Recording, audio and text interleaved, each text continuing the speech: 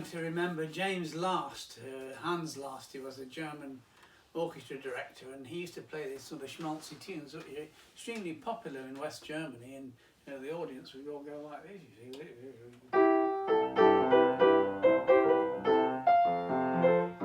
Games that let us play, all this sort of thing, extremely popular, and also in America. And I've always been fascinated by Germany, and a lot of my work has been made there. And one of the things that I find fascinating is the way that sort of like the horror of its history in recent history, and the sort of blandness of the culture, particularly in the 1970s, when I first became interested in travelling to Germany. And it may be one of the reasons why you had things like the Biedermeinhof going, who were fed up with the sort of like the blandness of West Germany, and underneath this sort of there was something, the history of the place and everything that it was coming out of, that sort of upset them in some way.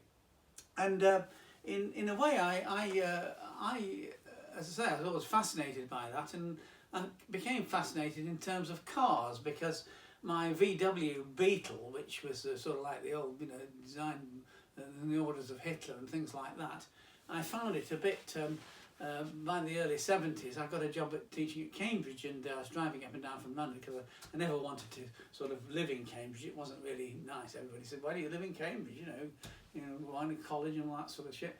And I thought, it's not me really. So I used to drive up every day in the Beetle, and eventually I got fed up with it. I took it to a garage, the VW garage in Cambridge, and said, have you got something a bit faster? And they came up with this.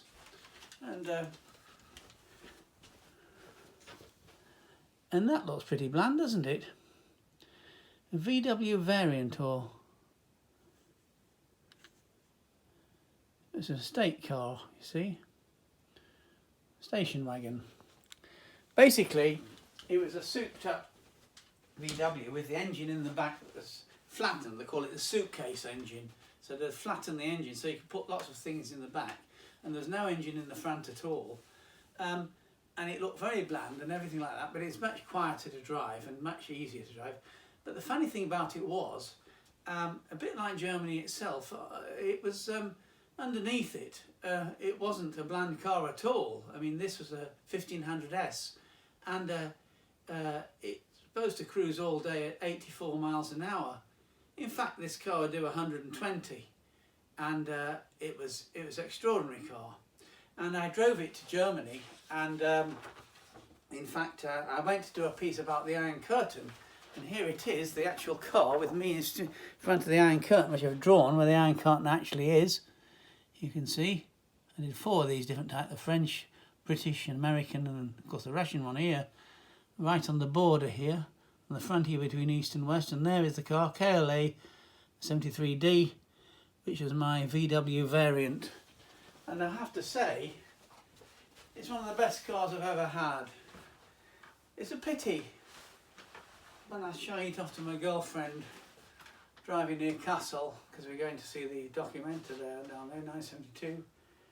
And she suddenly said to me, we were doing 120 on the Autobahn, and she said, that noise, is the silence have fallen off? I thought, no, the big end's gone. And it had.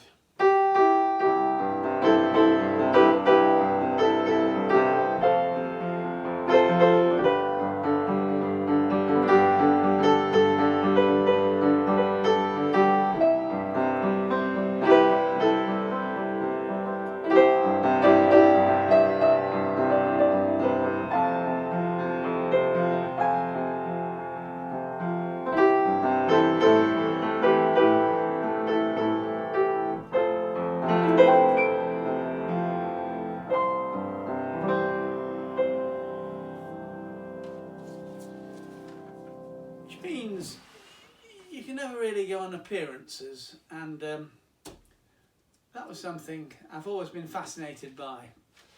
And this, my VW variant, as I say, it's one of the best bloody cars I ever had, until I blew it up.